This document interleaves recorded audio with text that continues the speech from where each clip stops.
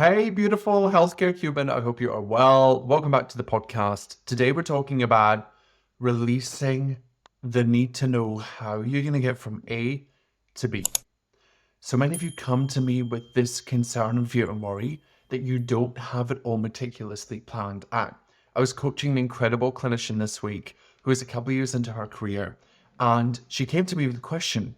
I feel like I know what I'm doing in my career. I feel like I have a plan, quote unquote, some kind of direction, but I just really want to map out how I get from A to B. And it was causing this person a lot of internal mental and emotional drama because they were really trying to manipulate the future ahead of time and trying to identify step by step how they can get to their goal. Now, whilst this is a great strategy to maybe regulate and calm our nervous system, most of us end up doing this in the sense that it doesn't regulate and calm our nervous system because we spend so much time looking to the external world for the answers that we all have uniquely inside of us. I am a great example of this. I spent years Googling, Dr. Googling, looking at certifications, all of the things that I could do to get from A to B. And if I look back in my career and I look back at all of the changes and pivots I made over 15 different career changes, I never really truly knew the how. When we are living and focusing on how do I get from A to B, I found that what we can get into is this false sense of security of control. I think we do it from this place of needing to control how we get from A to B. But the challenge here is that nothing is linear. Nothing in our nursing world is linear and controllable. So in essence, we're trying to control the uncontrollable. Even in our day-to-day work, nothing that we do is within our control. The only thing that we do that's within our control is how we think, how we feel, how we act, and what experience we create for ourselves in the world. Everything else is in our circle of concern. It's outside of us, and we can manipulate and maybe adapt how we respond to those things, and we can influence those things. That's the word I was looking for, influence, but we cannot control them.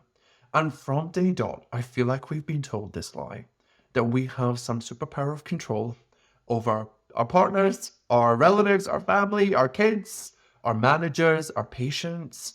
We have no control.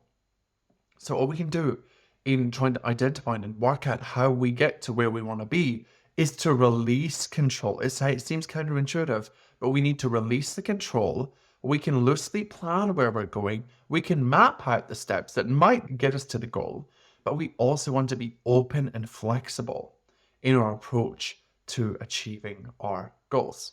For example, many of you know Kylie Ward. Now, I don't know Kylie Ward personally, and I've never met her, but I have stalked her LinkedIn profile because I've stalked people's LinkedIn profiles. And I love seeing what people have done to get to where they want to be in their career. And I bet if you asked somebody like Kylie Ward, for those of you that don't know who she is, she's the Australian College of Nursing CEO. And for those of you that haven't looked at her LinkedIn profile, when you look at Kylie's profile, you see this diverse culmination of experiences, opportunities. Some seem a little left field, some seem aligned. And what you see through her profile on LinkedIn, I'm sure she exudes this as you get to know her as well, is this diverse culmination of rich and diverse experiences in nursing, bedside leadership, education, outside of nursing, in policy, in legislation, politics, in education, in national governing bodies. You see this diverse, beautiful coloring of different experiences. And if Kylie had a very fixed mindset about how she got from A to B, she probably wouldn't be the amazing human that she is today. She wouldn't have all these incredible experiences. So when we have our eyes set on the prize and we're very fixated on the how we get there, we potentially might, without us really knowing, subconsciously miss out on opportunities that were amazing for us, but we had our blinkers on. It's like the example when a surgeon, we all joke about this in nursing, right? Surgeon comes to look at the patient that they've just completed a knee operation on, and they only look at the knee. They miss the rest of the picture. They miss opportunities to use their diverse, amazing skill set to help the patient in other ways that are not just focused on cutting the knee wide open and replacing it. The same is true in our nursing careers. When we really are fixated on, I'm starting here and I'm going to be in ICU for a year, then I'm going to do my postgrad, and then I'm going to do my master's, and then I'm going to become a nurse practitioner, and then I'm going to become the CN, and blah, blah, blah, blah, blah. as we move down that pathway, we don't allow for flexibility. We don't allow for our personal needs and wants to evolve and grow. As you build and grow your career, your needs and wants differ, they change. And when we're fixated on it needs to be like this, we cause ourselves more mental and emotional harm than we would if we were just open to the opportunities. I coached somebody yesterday on this, and we were talking about how their vision for where they were going has changed, and that is part of a grief process. You're grieving who you thought you would be. You're also grieving who you are currently, because in order to make space for a new version of you that's on the way to the goal, you've got to grieve the loss of who you were, because who you were got you to where you wanted to be. But who you want to be in the future needs a new evolution. It needs a new version of you. Some of us just do this subconsciously. Many of us need to consciously work through it. And that's where coaching is awesome. So for me in my career, I used to really fixate on how do I get there? How do I get there? And what I did was I put all of my power into the external things, thinking that they would fulfill me and make me feel whole and complete and get me to the goal faster, quicker, easier. Getting a master's, getting a postgraduate qualification, brown nosing my manager, all of the things that I did in order to be able to get to my goal.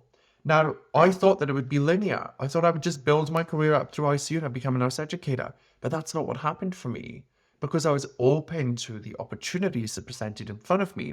And I built trust and capacity within my system to flexibly respond and say, you know what? This is so left field. Moving from ICU to, it's not that left field, but moving from ICU to work as an advanced life support trainer, it felt like a huge jump for me. And it might feel like that for you too if you're navigating a change. So being able to flexibly respond to that mentally and emotionally, and our nervous system feels like it's not a complete threat to our whole existence, allows us to take that opportunity and to create and open new doors, new pathways that you never considered possible. This is reflected in a lot of the work that we do. A lot of the coaching that we offer through the podcast and through our work is all about helping people build the capacity for discomfort and uncertainty, to build their capacity to experience the world as it is. Instead of fighting against it, we accept it for what it is, and we build resilience within our internal mental and emotional systems so that we can flexibly respond in a way that serves us better. Always about us, but it serves us better. There is no point going out into the world, busting your guts for 20 years, waiting for the time to come on this path that you planned out, that a previous version of you planned, and now you've got 3 kids and you don't want that anymore because you want a work-life balance and you want Monday to Friday. That old version of you tried to set you up for success, but in thinking that that's the only way to do it, by having linear thinking and not creative and open and critical thinking, we actively block ourselves from opportunities. So I want you to think about where in your nursing career, where in your life, do you think that it's linear and that it should just be step by step, very clearly laid out, and this is the path? Where can you introduce a bit of mental and emotional flexibility, some nervous system flexibility? Where can you sit a little longer with the discomfort of not knowing how you're going to get to the goal while still believing 100% that you will get to a version of that goal? I could never have imagined that I would be living in Paris on my 12th year of being a nurse, living in Paris, traveling to 10 different countries, working from Portugal, working from Miami, from New York, coaching nurses globally online, making money online. There was no how. There was no path that led me to there was no how-to guides. I just was so open to exploring opportunities. We talk about this a lot, being opportune. And it's really about building capacity within your nervous system to sit with the discomfort and the uncertainty of knowing that it's okay to take a left field step. It's okay to take a side step or to take a totally different specialty pathway and trust that you can still get to the goal. Right? What I think makes an incredible high-performing nurse is a diverse variety of experiences, lived experiences, personal and professional, the ability to think critically and creatively, on tap, on demand, the ability to regulate and manage your nervous system, the ability to feel all of the feelings on the human emotional experience spectrum and not think that something has gone wrong and that there's something wrong with you, to take actions without you knowing that the result is guaranteed, And then to live and learn from that place of like, I've tried it. I'm so proud that I tried this. This did get me the result that I wanted. And now I'm going to reevaluate and try again. I think that when we think about how we get to a goal, we need to ditch linear thinking and we need to open ourselves up to creative, opportunistic thinking and action taking so you can create the nursing life and career that you want. The only thing that is stopping so many of you that listen to this podcast from doing what you want to do is the emotional experience of going after what it is that you want. And I know, like, it's hard.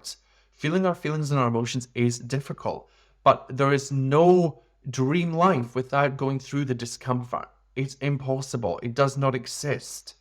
Everybody that wants to do something, whether you want to work on the floor and that's what you want to do, or whether you want to build your nursing career to be a director of nursing, or maybe you want to be an academic, or maybe you want to be an entrepreneur and build something online or set up an agency, whatever you want to do, in growing and developing towards those goals, the path is not linear. The path is going to throw up so many curveballs. It's going to be really difficult and challenging.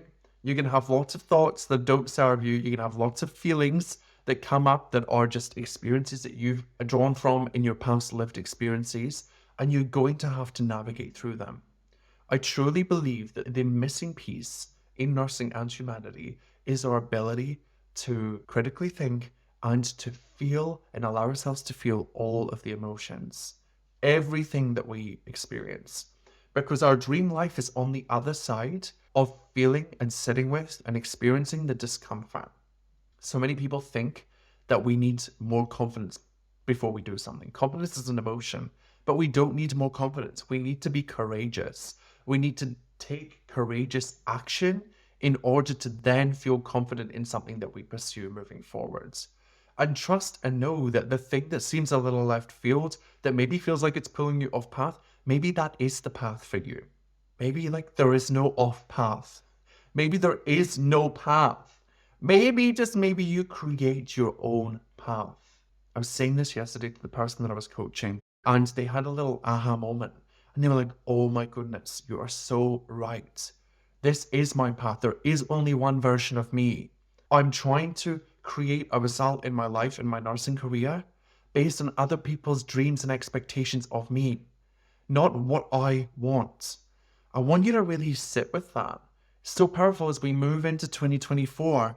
What do you really need and want from your nursing career? Who are you without the label of nurse? How can you integrate all of these questions and these answers into establishing what nursing looks like for you in 2024? You don't have to make huge changes, but you might open yourself up to being more flexible and more open to opportunities that present themselves. Knowing that the worst thing that can happen if you do take a left field opportunity or a slight deviation from your path, the worst thing that can ever happen is an emotion. The worst thing that can ever happen to you when you go after what you want or something that arises that is an opportunity is an emotion. And if you build resilience and you build your skill set in experiencing emotions and not making them mean something about you or your capability or your worth, you, my friend, are unstoppable. When I first started my nursing business, I was not open to feeling all the emotions. I would get rejection after rejection after rejection. My coach said, you need to fail 100 times in order for you to be able to grow and develop and to build resilience. I had never failed in my life before. I never really experienced quote unquote failure. And I was failing day after day after day. But through that experience, through being willing to expose myself to failure and rejection, now I have great skill sets. And now I'm able to navigate rejection like that. I don't care. I do not care. I still have thoughts about it. I'm still so curious as to why people reject what I have to offer or what I say. But I also am now able to hold space for myself and hold space for them to see that that's just part of the human experience. Not everybody will like what I have to say, and that's totally fine. And I don't need to make their disapproval mean something about me. So the same is true in your nursing career. When we can sit with the discomfort and we can sit with not knowing how we're going to make something possible, but trust and believe in our capabilities to do the thing anyway, you're unstoppable, my friend. And I want to leave you with this. It's my favorite quote from my coach. And she says, discomfort is the currency of your dreams. Discomfort is currency of your dreams. On the other side of discomfort is the dream life, the dream career, the dream business, the dream work-life balance that you always wanted. We have to be courageous enough to move through the discomfort in order to unlock and to make those dreams available and possible for us moving into 2024. I'd love to know what you think about this episode. Let me know if you're going to shed the how and flexibly and openly allow yourself to explore what is possible for you next year, and to alleviate that pressure of needing to have it all mapped out, and stop lying to yourself that we are in control of our careers, our patients' well-being. We're not in control of any of that. We are only in control of ourselves. Hey, thanks so much for listening. I'm so privileged that you spent your time with us here today. Hey, can I ask a favor? If you know someone that would benefit from this podcast episode, please share it with them. The more you share, the more we get in front of amazing nurses, and we're able to help them see that nursing on their terms across their career is totally possible for them. So I'd love if you could do that. Now, I will see you in the next episode next week. Until then, let's make this year the year that you nurse on your terms. Are you ready? Let's do it.